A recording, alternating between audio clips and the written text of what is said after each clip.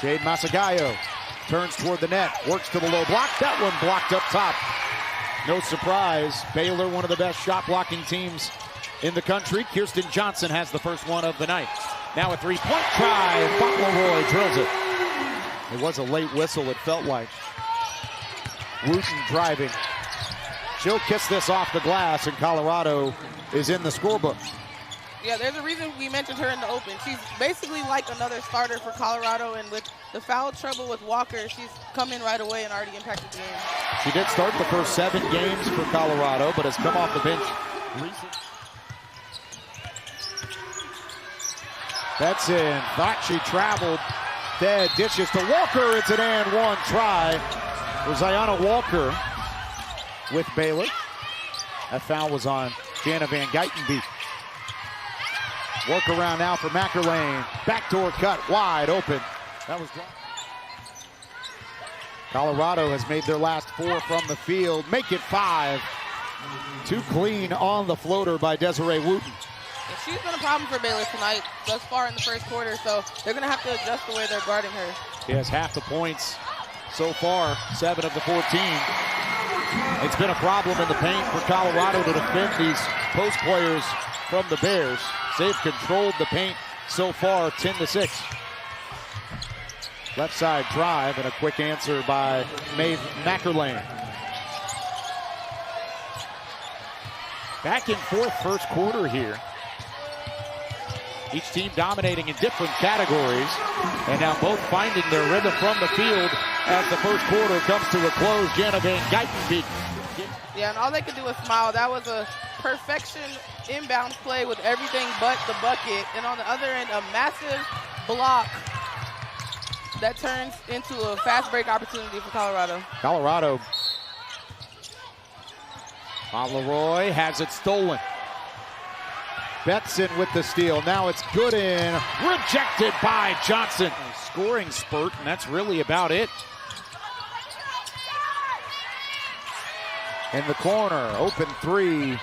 This one off the mark by Dutah. And I think Baylor's willing to give those threes up because even in years past under J.R. Payne, they've had some perimeter shooting. They've had the 3-point threats on the roster, and without that this year, they've relied heavily on some of these post players like the Rhode Island transfer. Both of these teams thrive on opportunities to get to the paint. Both teams controlling the paint defensively. Wooten cuts inside. Maybe a sigh of relief a bit to escape in Big 12 play with a win like this. Scott answers on the opposite side. Baylor wants to see her get hot. Walker nearly lost the dribble. She goes around, guarded by Dunn. Friendly roll at the end of the possession. And this one goes for Walker. Final chance of the third. Dunn out of the corner. She hits it. What an absolute dagger for Baylor. Just making plays to end the quarter. Jana Van Geitenbeek outside for Dunn. Can she do it again? Yes, she can. 11 points in the last 2.5 minutes of gameplay. And why not? I will come out the timeout. That is such a Nikki Collin thing to do. Your player has made the last 8 points for your team, and she comes out of that timeout with a play for Team Dunn, and she delivers. To the cutter in a perfect pass to Anael Dutah, who has 8 points in the day.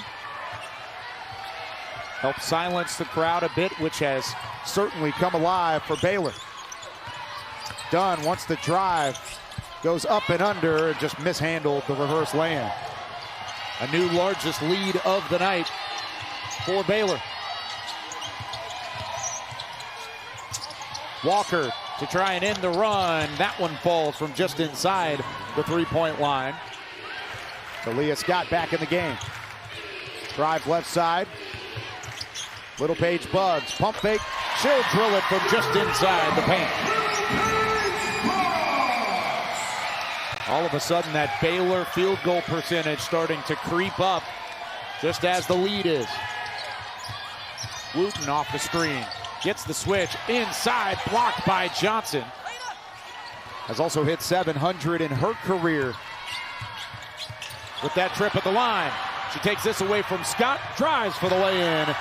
4 quick points for Zionna Walker. These two.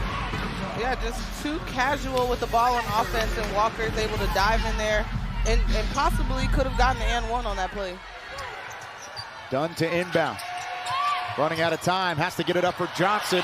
Missed it over the top of her fingertips. It's picked up, given back to Walker. A spinner in the lane. It's blocked by Johnson. But then